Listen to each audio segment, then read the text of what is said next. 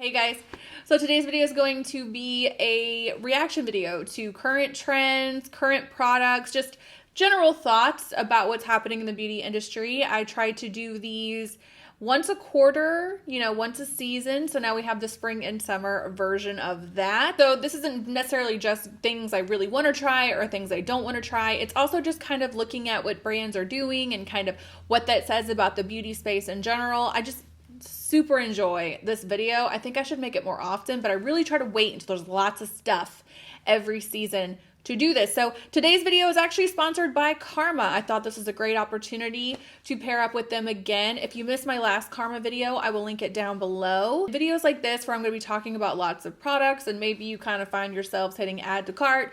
Working with a brand like Karma and talking about what they do, I think is a good opportunity for y'all to save a little bit of money if you're interested, because I always talk about shopping smart, especially as it pertains to things like beauty products, and knowing when deals or restocks or sales are happening are just super great. If you're going to go ahead and do it anyway, you might as well know the best time to do it. So I'm going to roll right over to the tutorial and talk to you guys more about Karma. Let's get into that super fast.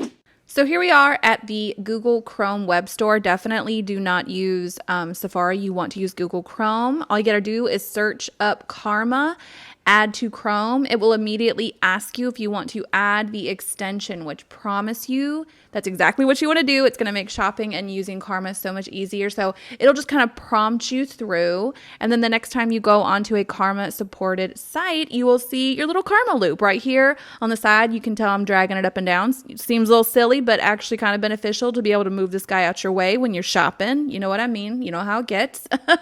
So like for today, for example, we are talking about new releases. So all you would have to do is go onto Sephora's new section, kind of peruse around, see what you're into. Like maybe it's the number 8 Bond Intense Moisture Mask for Olaplex. Karma will just ask you, do you want to go ahead and save this item? And you can do so, which I recommend shopping this way on Karma because it's faster. And then you can come into your dashboard with all of your saved items. These are all of mine, for example.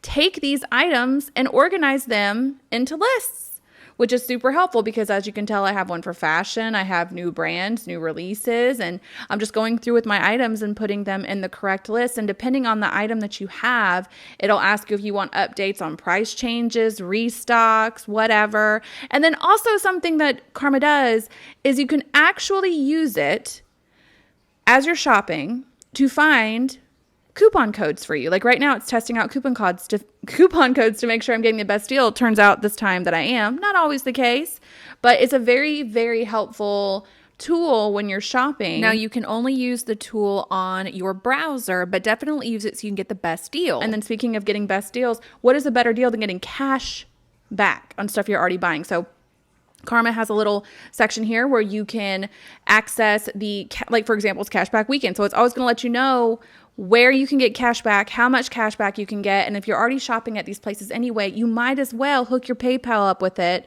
and let it reimburse you as you're shopping. Like right here, I got $5 just for signing up. I'm saving it for a rainy day. You know how it is. But definitely use Karma to save money and get cash back every chance you can. You guys do not sleep on this. So make sure you guys check the down bar to get that link, because you can also use that link to get a free browser extension. And the browser extension really makes using it so much easier to do. And the more you use it, the more benefits you will start to see with it over time.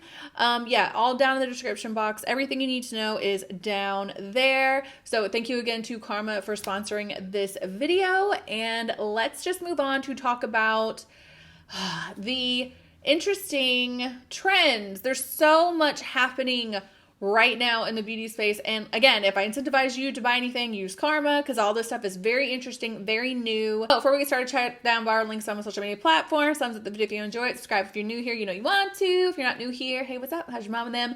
Come hang out on Patreon for bonus content and the book club. And now let's get started. Holy crap, I have so much to say in this video. What I do when I go to make these videos is I literally just get on hot fire and trend mood. Sometimes I do a little bit of like more digging. Like I don't watch videos to see what anyone thinks about this stuff. These are just pure reaction. So hot fire and trend mood is where I got all of this from. The first thing I saw on hot fire when I went to go look around was a tinted moisturizer by Morphe. And I just felt like this is the sign of the times. This is truly the direction that we are headed towards. I know Morphe is trying to, or did, again, don't know how anyone felt about it. I just saw it at Ulta.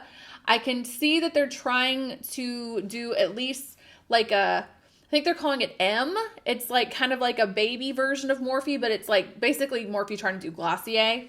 This is Morphe, you know what I mean? Morphe doing Glossier or moonlighting as Glossier with an M.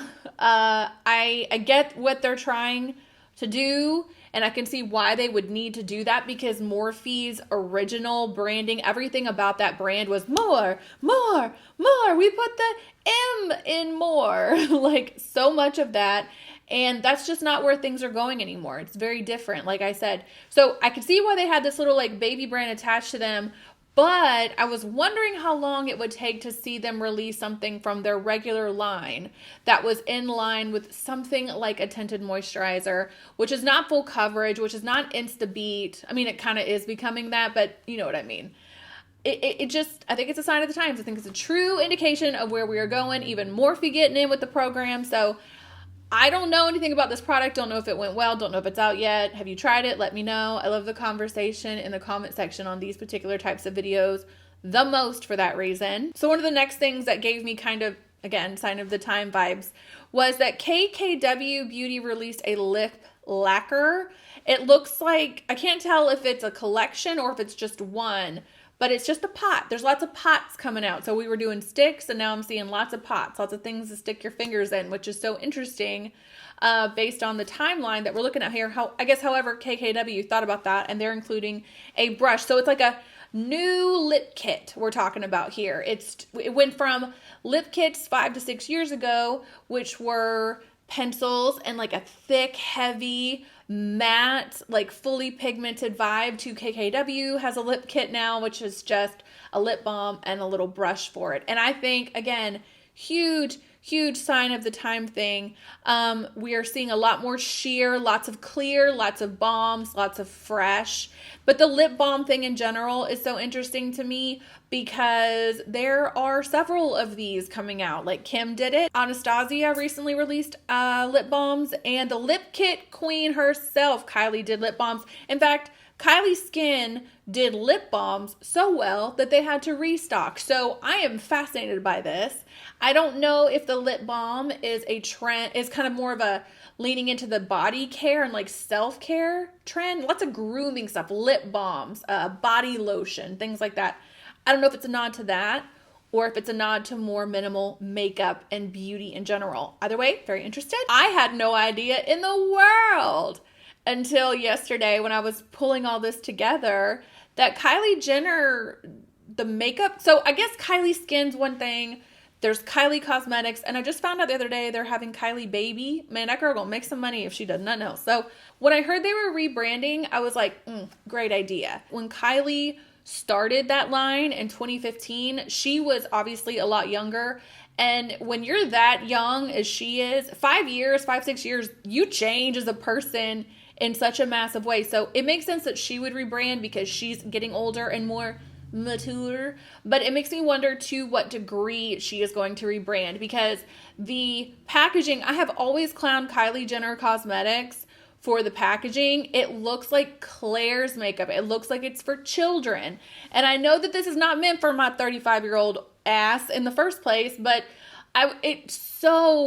it's like not even like teens or 20s. It's like for children. So I really hope she's reconsidering that. And then in terms of like the staple products in the line, they are, again, like I was talking about with the KKW balms, they are full coverage. You know, they're kind of that Insta glam thing. That's like the mothership right there, Kylie Jenner. So I wonder if she's going to kind of like change the formula or the direction of the existing line, or if she's going to throw in a whole kind of new stuff. Like, I'm very interested. And then I had a couple thoughts at this. The first thought was, wow. So, and I went back and scrolled just to see. I think from what I can tell, she hasn't released anything new since December. If that's true, then that is like 6, 7 months without a collection release in so many brands. That's how they, or at least for the past several years, that's how they've been making their money, is like limited edition. We'll release something new. We'll release something new. And for 6 to 7 months, if this is true, then that means they didn't do that at all, from what I can tell. And usually when I'm on hot fire and trend mood, there are certain brands I will see a crap ton of. It is always Kylie. So maybe I missed it. But again, it looks like nothing happened for 6 or 7 months. So I want to know how much money they made and saved doing that. I'm also really interested to see how this plays out, because if like Kylie Cosmetics basically gets to like redo the whole thing again, redo the hype, get the fresh new launch vibe going, because like their Instagram is scrubbed. Like there is 2 pictures on there right now. They're not playing with this rebrand. So they basically get to do that thing some women do, you know what I mean? Where they get married when they're like 21 and broke, and then when they're 35 and they have some money, they're like, let's do a vow renewal because I have money and I want to do the whole thing again. I want it to be bigger, more people are paying attention. And they're like, hey, we'll just like do this whole thing again. And then everybody got to get excited about it all over again. So I wonder if that's going to go well. I wonder if other brands are going to do it too. Very interesting. So Dose of Colors is doing its second Disney collab, and I don't have anything good or bad to say about, actually I guess I do have good things to say about Dose of Colors, because everything I've used of theirs I really love, to include the Desi and Katie Friendcation palette that I wish they would make permanent or release all of the shades individually. It's so good. I also remember when they first started, and I saw them at IMATS in like 2013, and they had like these, or 2014, 2013, I don't remember. They had these lip glosses. They were called like the color glosses, and that's how they started. So they've gone really big, really far. I'm not trying to undersell the achievement here, but I did not know they had like Disney money. I just assumed that Disney was like really expensive and hard to get a licensing deal with, and then to get it twice, I don't know. I thought that was really interesting. This is, again, like I said at the top of the video, some of what I'm going to say is just like, like an observation. I don't feel any way about this. It's just interesting, right? I feel like in terms of collector's items, makeup, products, which we've been seeing for years, it is like tried and true cash grab. You see some of them every once in a while that are really, really good. And of course, I can't think of any off the top of my head. Not enough, obviously, to make an impact, or I would have a lot to throw at you, but it's a very popular way of selling cosmetics. This, I think, is one of the best I've ever seen personally, that I was like, okay, this works. This works, and it works really well. So Besame Cosmetics, which is not something, I've never tried anything from them, although their whole spiel is very interesting to me because I love old Hollywood and old Hollywood movie stars, and it feels like that's what they're trying to like evoke, you know, vibes. So because of that, the fact that they're releasing Disney Princess compacts. This works for so many reasons, okay? Number one, again, as I just said, Besame is kind of going for this vintage vibe. In terms of makeup, the reason I think it's hilarious that people keep buying collector's item makeup is because, I don't know, like I just don't see you guys having like a curio cabinet in your dining room and pass it down to your grandchildren. Like it doesn't translate to me. I mean, I guess it's possible. Maybe if you're one of those people who doesn't take it out of the box, like all that stuff. I get it. There's those people. However, one makeup item in particular, I think makes the perfect vintage collector's makeup item, and that's compacts. And that's because people still buy those. Like they buy them already. I go to antique stores, I will always find a couple of makeup compacts from the 50s, 60s, and 70s. So it was like really good quality metal embellished ones. So Besame with their vintage vibe already happening, that works out really good. That makes sense to me. Number two, they're releasing the compacts a month at a time, and they have announced what month your princess is getting released. So if you didn't come to play, you're getting all of them. You know exactly when to get them. You don't have to get all of them. That makes me wonder if they're only planning on releasing one a month. Like, is the quality just going to be like stunning? Just outstanding? Like, I'm so interested in this. I think this is like the best one I've seen. I could totally see how some of my Disney friends, like I have friends who love Disney, like collect stuff, all that. I could see them picking these up and keeping them forever, along with their McDonald's cups from the 90s that are Disney themed. Y'all remember those? I remember those. This is the coolest one I've ever seen. I don't like Disney enough or any princess enough to pick this up, but people who do like it, I think this was a home run. So K Ali, this is Huda Beauty's side gig or sister company. I put this in here because I think it's interesting that Huda did fragrances at all, because as far as kind of influencer brands are concerned, the only other person that I can think of off the top of my head that I've seen with my eyes, blah, blah, blah, is Kim Kardashian. She does fragrance and nobody else really seems to do it. Kylie doesn't even do it. Don't see a lot of fragrance, and fragrance is like such an old school, like the OG beauty product you sell if you have a large audience. But there gotta be huge margins in fragrance. There just has to be, or so many people would not want to get in this business. So the fact that like Huda did it is interesting to me, because perfume has got to be one of the most expensive things you buy. Like, think about it. This bottle of water, of essentially water, costs like $160 or something. That's Nutter Butters. And I think you really have to, you probably got to move a little different in the fragrance industry. And even the fact that Huda did not use her likeness to sell the product, like it's not called Huda. She's not on the bottle. She's not on the box. You wouldn't even know it's related if you didn't know anything about Huda Beauty to begin with. That's interesting to me. It makes me wonder if that was intentional. If the concern was if it is attached to her, people might not buy it, or did she think it won't matter anyway if I'm attached to it? It's going to do so great because I'm just so freaking good at business, and here we go. Lots of questions. Makes me wonder when other beauty brands are going to jump on the train. My point is, a lot of beauty brands do not also do fragrance. And I wonder if more are going to start, especially because we're moving again in this body care, self-care direction. So the other thing that I saw that I thought was interesting was this Laura Lee influencer collab. I don't know anything about Laura Lee in real life. I never watched her videos. I just know she has a product line. So I don't know what she's doing now. I don't know what her vibe is now. And I also don't know who this beautiful young girl that she has collaborated is. I don't know who this is. I think they're TikTokers. I think she's a TikToker. I don't know. But it was just this funny thing where I looked at it and I was like, aw, passing the torch, like the millennial to the Gen Z. It's just interesting that like the internet's like here to stay, you know, and as things happen, especially when we're like the first ones to see it this way, you know, when YouTube and influencer culture started taking off, that was the first time, you know, that had been the case. Essentially, right? Like in history, we will remember this. Right now, it seems insignificant because it's just the way things are moving. When you take something for granted like that, but then you start to also watch it evolve, like we've seen influencers come and go. We've seen careers come and go. We've seen people have highs. We've seen people have lows. So to see like one kind of more experienced influencer kind of collabing with a younger one, I don't know why. I thought it was cute. I thought it was interesting. This palette's actually really pretty. Good color story. Again, not going to buy it. Don't know anything about either of these ladies, but I can't off the top of my head remember an established influencer brand doing a collab with another new young influencer. Maybe I'm just a fuddy-duddy and that's been happening. But anyway, I thought it was cool. The next thing I thought was cool was the Makeup Revolution and Bratz collab. Like that feels like a what took so long.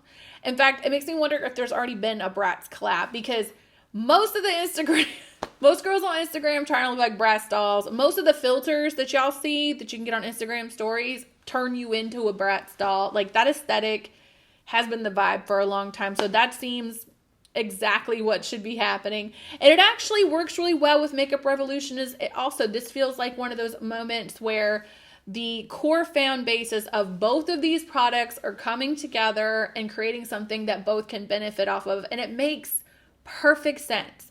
It makes perfect sense that this would happen. And whenever you guys hear me like kind of rag on certain collabs, it's not that I don't like collabs or that I don't think brands should bring product out, but it's just so clear. It's very clear when there is little to no thought put behind it and when there is. And this is a good example of a time when it is. Like this is a perfect fit I'm ranting and raving about this. I have no intention of buying either products, but I can see in my mind's eye the exact type of girls that are going to pick this up. I bet it sells out. So Kat Von D released an eyeshadow palette. It is this one right here that is 100% recyclable, and I just wanted to share this, you guys, because it is hard to recycle makeup. I listened to a podcast, I think it was That's So Retrograde, like a year ago, 2 years, probably longer, dang, where the owner or founder or whatever of Aether Beauty was on doing an interview, and that was exactly what she talked about. She was talking about how difficult it is to do this and how many people think that like their choices are probably still, you know, on the side of helpful when they try to recycle, but what they don't realize is that there's so many different parts of a makeup component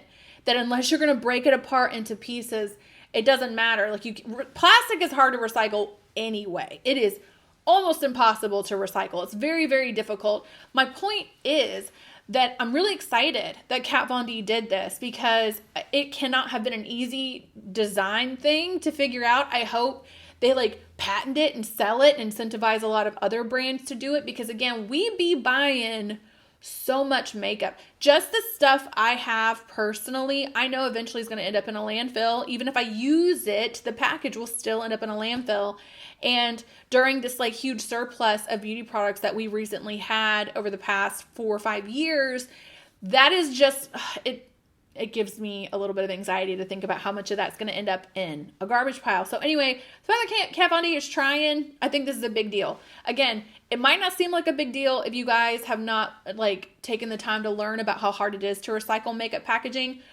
Either way, this is a teachable moment. Go listen to that podcast. I'll link it down below. I think this is cool. Super into it. Anyway, I still have like 10 more things I could have talked about, so maybe I'll do another one in like a week or two, because you guys know I love talking about this stuff. This is one of my favorite types of videos to film every quarter or so, so let me know if you're interested. As always, thank you to the patrons, and as always, thank you to Karma for pairing up with me again. Because we're talking so much about products, like I told you at the top of the video, this felt like a very natural again, good collab. This collab makes sense. But again, check the down bar for links to all my social media platforms and links to information about how to get started with Karma today and save tons of money on some of the really cool products that maybe I talked you into buying today. So all that being said, I hope you're having an amazing day. Thumbs up the video. Subscribe if you have not. All that stuff. Wow. I'm going to lose my voice. I've been filming all day. I'll catch you guys in the next one.